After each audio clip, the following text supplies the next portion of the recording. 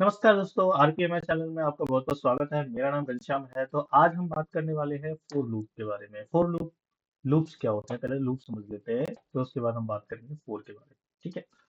तो लूप क्या हो गया? बेसिकली आपका एक ही एक्टिविटीज को बेसिकली बार बार रन करना, इसको ही आप लूप बोलते हो। कि आपने एक कलेक्शन है आपके पास। कलेक्शन इन द सेंस कि बहुत सारी आपके पास इंफॉर्मेशन है और डेटा है। उस डेटा के हर एक आइटम पर आपको काम करना है, जैसे कि कोई टेबल हो गई, या फिर आपके पास कोई एरे हो गया, या फिर इस तरह के आपके पास जो कलेक्शंस होते हैं, उन कलेक्शंस पे आपको अगर लूप लगाना है तो किस तरह से काम करेंगे। इसमें दो तीन तरह से आप लूप लगा सकते हो। पहला आपका होता है फोर लूप, राइट। फोर मतलब कि आपने स्टार्ट किया वन से लेके 10, एक नंबर दे दिया पर्टिकुलर, उस नंबर तक आपका वो लूप चले। ठीक है। दूसरा हो गया आपके पास कलेक्शंस। कलेक्शन का मतलब है कि आपके पास कुछ डेटा ऑलरेडी अवेलेबल है जिसके अंदर बहुत सारे आइटम्स हैं, राइट। आपको हर एक आइटम पर लूप रन करना है, तो वो आपका हो जाता है कलेक्शन पे लूप रन करना। तो उसमें भी आपका फोर ईच काम करेगा कि हर एक आइटम पे मुझे काम करना है। इसके अलावा दो तरह के और लूप होते हैं, जिसमें आपका डू वाइल और वाइल। ठीक है। जो मैंने अपनी previous video I think BBA में समझाया था, वही हम यहाँ पर करने वाले हैं। बीबीए में हम किस तरह से करते हैं वो हमारी बीबीए की सीरीज में आप आके चेक कर सकते हैं, मैक्रो की सीरीज में, कि किस तरह से हमने मैक्रो में किया है। सेम थिंग अगर हमें यूएफआरट में करना हो तो कैसे करेंगे। ये बिल्कुल एक तरह से ये समझ लीजिए जैसे कि आप पाइथन में करते हो ना, वैसे ही ये यहाँ पर काम करेगा। तो आपको अगर वो देखना है, समझना है कैसे काम करता है, तो डेफिनेटली ये वीडियो आपकी बहुत हेल्प करने वाली है। तो चलिए मैं एक कलेक्शन बना दूंगा। अब मेरा जो यूज केस होगा आज का, उसमें हम कलेक्शन बनाएंगे। उस कलेक्शन के अंदर कुछ वैल्यूज डाल देते हैं और उस वैल्यू के हर एक आइटम पर हमें लूप लगाना है। ठीक है। इसमें और भी होती है कंटिन्यू या फिर आपकी ब्रेक्स। वो एक्टिविटी हम आगे वाली वीडियोस में बताएंगे कि आप किस तरह से लूप को अगर बीच में रोकना है तो किस तरह से रोकेंगे। कि मान के चलो कि आपने फोर ईच लूप लगाया हुआ है, या फिर not for each but let's say do while loop लगाया हुआ है। डू वाइल में कभी कभी क्या होता है कि आपका इनफाइनाइट रन हो जाता है, क्योंकि आपकी कंडीशन मैच नहीं होती। जब तक कंडीशन मैच नहीं है वो चलता रहेगा।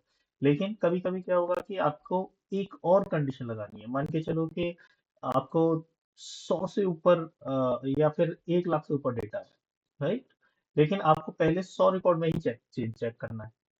तो इस तरह की कंडीशन में आपको फर्स्ट तो आपने डू वाइल तो लगाया कि ये कंडीशन मैच हुई नहीं हुई, लेकिन आपको फर्स्ट 100 तक ही चेक करना है। जैसे ही आपकी 100 हो, 100 रिकॉर्ड को होगा तो वो ऑटोमेटिकली आपका ब्रेक हो जाएगा। ये एक एग्जांपल है। इसके अलावा आपके कंडीशंस के अकॉर्डिंगली आप अलग अलग एग्जांपल लगा सकते हो। तो चलिए हम पहले फोर लूप को समझते हैं। फोर लूप का एक एग्जांपल देख लेते हैं, यूआई पाथ में आप किस तरह से फोर लूप लगा सकते हो।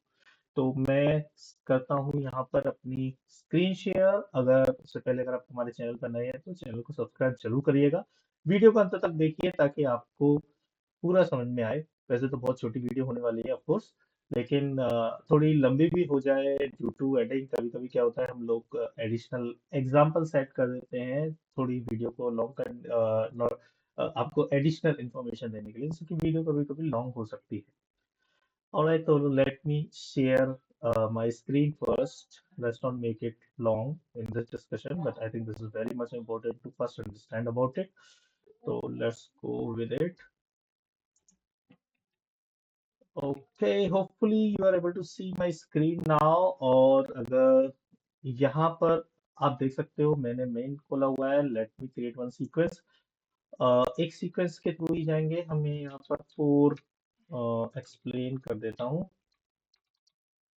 आप फोर लूप को किस तरह से कर सकते हो। आई थिंक मैंने पहले भी कभी फोर पर दिया हुआ है कोई नहीं। अभी फोर पर मैंने अभी कोई वीडियो बनाई नहीं है, तो let's go with it. Four explain. तो चलिए, फोर में क्या है ना, इसमें जब आप एक्टिविटी में जाओगे तो आपको यहाँ पर सिंपली टाइप करना है सर्च एज फोर। तो फोर जैसे आप सर्च करोगे तो यहाँ पर आपको देखो बहुत सारे browse for file, browse for folder, right. For each file in a folder, right. For each folder in a file, right. तो ये बहुत सारे हैं, इन सबको हम एक एक करके एक्सप्लेन करेंगे। लेकिन पहले आप सिंपल फॉर एक कलेक्शन पे कैसे रन करते हैं वो हम रन करने वाले हैं। ठीक है। तो यहाँ पर जब आप थोड़ा सा स्क्रॉल डाउन करोगे वर्कफ्लो के अंदर आपको मिलेगा for each, right. For each है। अब जैसे ही आप इसको यहाँ पर आते हैं, It might add certain libraries. तो यहाँ पे आप provide the collection of the item of iteration over, यानी कि जिस पे आपको iterate करना है, right? उसका आपको कलेक्शन है, क्या कलेक्शन का नाम है, और जो आपका आइटम का नाम है आप लोग डिफाइन कर सकते हो, उसका आर्ग्यूमेंट क्या होना चाहिए, let's say it is integer, string and what ever it is array of T और समथिंग, यानी कि ऐसा भी हो सकता है आपके कलेक्शन के अंदर मल्टीपल एरे हो, राइट? तो ये भी सारी चीजें यहाँ पर आप आसानी से चेक कर सकते हो। तो मैं यहाँ पर क्या करने वाला हूँ, यहाँ पर मैं सिंपली पहले एक एरे बनाने वाला हूँ, तो मैं लूंगा पहले एक असाइन एक्टिविटी, या फिर आप एक आर्ग्यूमेंट ले लेते हैं। लेट्स गो विद आर्ग्यूमेंट, ज्यादा बेटर रहेगा। Let me go here and create one argument. So जब मैं हमेशा डबल क्लिक कर देता हूँ तो दो आर्ग्यूमेंट बन जाते हैं।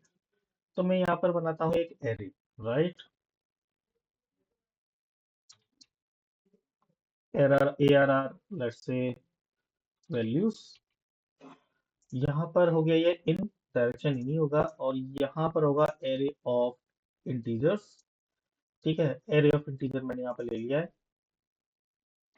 यहाँ पे आपको डिफॉल्ट वैल्यू जो भी देनी है वो आप दे सकते हो।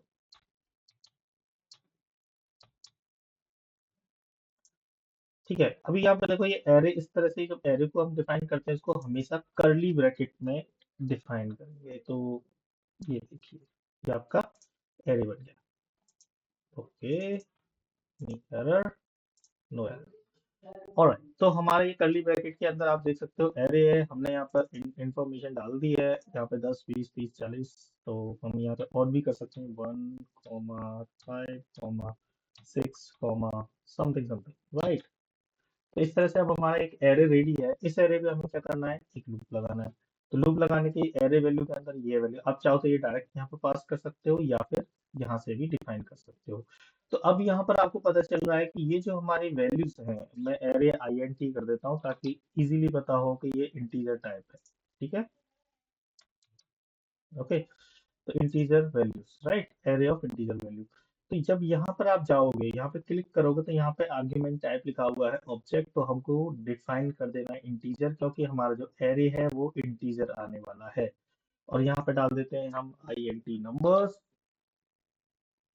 या करेंट नंबर, जो भी आपका डिफॉल्ट है, अगर वो भी डाल सकते हो। मैं डाल देता हूँ INT नंबर। ये एक तरह से वेरिएबल का काम करेगा। जो भी आपका ये जो वैल्यूज होगी, एक एक वैल्यू को एक INT वेरिएबल के अंदर सेव करने वाला है। तो यहाँ आप क्या करना है, आपको ये आई ARR ये वैल्यू डाल दी, यानी कि अब यहाँ पे डाल दिया। अब इसके अंदर जब लूप चलेगा तो पहले 1 पे जाएगा, 5 पे जाएगा, 6 पे जाएगा, 10 पे जाएगा। और हम क्या करने वाले हैं, इसको लॉग मैसेज के थ्रू इस वैल्यू को प्रिंट करेंगे। तो the value is 1, value is 2, value is 3, इस तरह से हम लोग इसको लॉग मैसेज में प्रिंट कर देते हैं। बाकी ऐसा जरूरी नहीं कि आप लॉग मैसेज में ही डालें, आप कुछ और भी एक्टिविटी करना चाहोगे, जैसे कि मल्टीप्लाई आपको करना है 5 से, तो आप यहाँ पर असाइन एक्टिविटी लेके उसको लॉक कर सकते हो। तो let me just write some array, the loop value is, मैं यहाँ पे दिखाने वाला हूँ loop value is, ओके। और यहाँ पर आप लिख सकते हो कॉलन, और यहाँ प्लस करिए आप, इसमें इस तरह से लिखते हैं प्लस। और यहाँ पर आपका जो हमने ये वेरिएबल डिफाइन किया है INT नंबर, तो यहाँ पे आप लिखिए INT number. Oops, why it is not coming?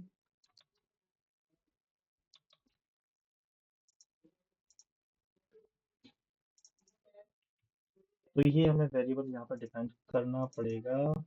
maybe actually I think that should work, but it is little bit string. So let me just make it as a variable also. Let's go in the variable section, paste this value, इसको यहाँ पे आप कर दीजिए integer 32, right? तो आपकी जो value होगी अब इसमें स्टोर होना शुरू हो जाएगा। और यहाँ पे लिख सकते हैं डॉट टू स्ट्रिंग, यानी कि जब आपकी वैल्यू इसके अंदर स्टोर हो रही है, वैसे अब इसकी जरूरत नहीं है, मुझे लग रहा है ये जरूरत है। Okay, what is the problem? Find it number not declared. It is already here, but all right, let's declare it again. variable int number. Sometime along with this video, I also kind of do, or I would say I learn, right? Along with you guys. तो अब ये for loop करने वाला क्या है? Simply ये क्या करेगा, हर एक वैल्यू को जो आपका ये आर्ग्यूमेंट के अंदर हमने जो एरे दिया हुआ है, इस एरे की हर एक वैल्यू को जाएगा और बोलेगा loop value is 1, loop value is 5, loop value is 8, 6। अगर हमारा ये इस तरह से काम करता है तो हम ये सक्सेस, राइट? तो इस तरह से आप लूप लगा सकते हो किसी भी कलेक्शंस के ऊपर। कलेक्शन में जरूरी नहीं है कि नंबर ही हो, it can be string, it can be object, पूरा का पूरा एक ऑब्जेक्ट हो सकता है, राइट? आपकी इमेजेस हो सकती हैं, आपकी फाइल्स हो सकती हैं, तो कुछ भी हो सकता है लूप के अंदर। तो पहला है हम लोग ये सिंपल बताते हैं, फिर हम आगे वाली वीडियो में हर एक फाइल पे लूप कैसे लगाते हैं, उन फाइल पे लूप लगाने के बाद उनका नाम कैसे चेंज करना है, या फिर मूव करना है आपको एक फोल्डर से दूसरे फोल्डर पर। ये आपकी डेली की एक्टिविटीज होती हैं, राइट? और उसमें काफी सारा हमारा टाइम जाता है। तो हम इस तरह के अगर ऑटोमेशन डिजाइन कर लेते हैं तो क्या होगा, राइट? अगर हम इस तरह के ऑटोमेशन डिजाइन कर लेते हैं तो आपका काम बहुत आसान हो जाएगा, डेटा एंट्री का काम बहुत आसान हो जाएगा, राइट? तो अभी देखिए यहाँ पर आपका ये लूप चल गया है, पर let's see. Okay, int number dot to string is coming 0, right? Loop is 0, loop is 0, loop is 0. So let's find out where we are doing wrong.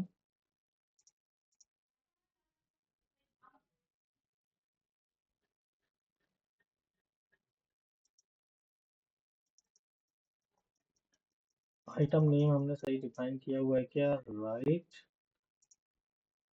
All right, let me just quickly for explain. I think we generally don't require it. Condition max iteration. अच्छा, यहाँ पर ये भी define कर सकते हो कि आप कितने आइट्रेशन रन करें, जैसे कि जैसा कि मैंने बताया था, इंडेक्स नंबर। इंडेक्स नंबर का मतलब होता है कि अगर आपको इन कौन से स्थान पे कौन सी वैल्यू है, राइट? लेट्स से अगर मैं यहाँ पे चालू देता हूँ कंट्रोल के INT इंडेक्स, तो जब भी नेक्स्ट टाइम जब आप यहाँ पर अगर रन करना चाहें, ठीक है, लूप वैल्यू एट, ओके, और यहाँ पे डाल सकते हो INT इंडेक्स, ठीक है, लूप वैल्यू एट, यहाँ पे लिख सकते हो प्लस INT इंडेक्स, INT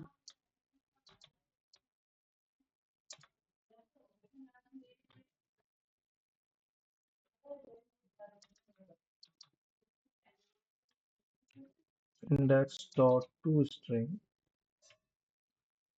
और यहाँ पे करते हो प्लस, फिर यहाँ पे डबल कोड में आप लिखिए इज, थोड़ा सा स्पेस दे देते हैं यहाँ पर, इज दैट, और यहाँ पर आप दोबारा से वो वैल्यू लिख सकते हो, लेट्स से INT नंबर। मतलब आप अपना वैल्यू को यहाँ पे चेंज कर, अभी ये वैल्यू नहीं आ रही है, अच्छा डॉट टू स्ट्रिंग भूल गया लिखना,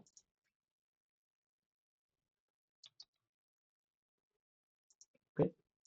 एक और तरीका स्ट्रिंग डॉट फॉर्मेट करके भी आप कर सकते हो, that's also very good way to kind of do. अगर आपके पास मल्टीपल वेरिएबल है, जैसे कि इस केस में मेरे पास दो वेरिएबल थे, तो उसको स्ट्रिंग डॉट फॉर्मेटिंग करके भी आप कर सकते हो। यू कैन ट्राई, यहाँ पे आप एक्सप्रेशन लिख सकते हो, let's say if I want to convert this in string dot format, put it in string dot format, ठीक है? तो यहाँ पर इस तरह से भी इसको कर सकते हो। हो, put it in string dot format, यहाँ पे इसको जनरेट करोगे तो I think it will make like this, string dot format loop value 0, 1, INT index, INT number. इस तरह से भी आप कर सकते हो, राइट? तो इसमें ये बेसिकली इसका कोपायलट का फीचर है। आप को इंडेक्स लिखना है तो आप इस तरह से भी कर सकते हो। और ये आपका हो गया info, but the good thing और bad thing I would say the this number is not available somehow, should be current number. Is there any variable already available? This is really strange. Okay, let's find out. चलो index से ही अब पहला start करते हैं। हाँ, it is giving right value now, right. तो यहाँ पे आप चेक कर सकते हो, आउटपुट में जाइए।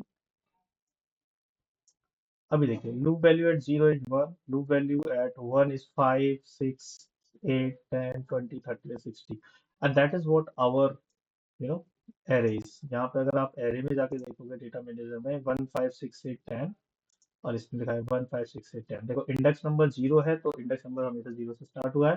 तो जीरो इंडेक्स पे आपकी वन वैल्यू है, वन इंडेक्स पे फाइव है, तो इस तरह से आपको पता चल जाएगा। और आप इसी डेटा के बेस पे अलग अलग अपना जो भी एक्शन है वो ले सकते हो।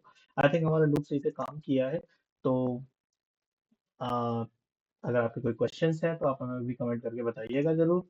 चलिए मिलते हैं नेक्स्ट वीडियो में हम बताएंगे कि अगर आपके पास एक फोल्डर है और आपको हर एक फोल्डर में जाना है, और फोल्डर में जाने के बाद उसमें आपको फाइल का है तो नाम चेंज करना है, मूव करना है। हम बहुत सारी वीडियोस बना सकते हैं इस तरह से, और चेक कर सकते हैं आपके साथ। आई मीन कि किस तरह से फोर लूप को कैसे बेसिकली आप अलग अलग वे में ट्राई कर सकते हो। ठीक है, तो ये हमारा पार्ट वन था फोर लूप का। वेरी वेरी सिंपल, कि एक एरे है उसमें लूप लगाना है और आपको इंडेक्स नंबर लेना है, साथ में आपको उस कलेक्शन की वैल्यू प्रिंट करनी है। तो आप किस तरह से कर सकते हो, it's just a printing, right. इसके अलावा आप जो भी एक्टिविटी करते जाओगे, अगर यहाँ पर भी क्या है, ये एक एक्टिविटी लॉग में से अगर यहाँ 10 एक्टिविटी करोगे तो ये पूरा लूप 10 पे काम करेगा। और अगर आप पूरा का पूरा कंपोनेंट पास कर देते हो, एग्जांपल के लिए ये पूरा का पूरा कंपोनेंट पास कर देते हो, तो ये पूरा का पूरा कंपोनेंट पे काम करेगा, राइट। इस कंपोनेंट को उतनी बार रन कर देगा जितनी बार आपके कलेक्शन में वैल्यूज है। तो ये इस तरह से भी आप अपना काम कर सकते हैं। तो आशा करता हूँ आपको ये वीडियो पसंद आई होगी। मिलते हैं नेक्स्ट वीडियो में। हमारे चैनल को सब्सक्राइब आपने जरूर किया ही होगा। तो आगे वाली वीडियो में हम डिफाइन करेंगे 4K और भी मज़ेदार टॉपिक। तब तक के लिए नमस्कार, बाय बाय। आपका दिन बहुत बहुत शुभ रहे। Thank you.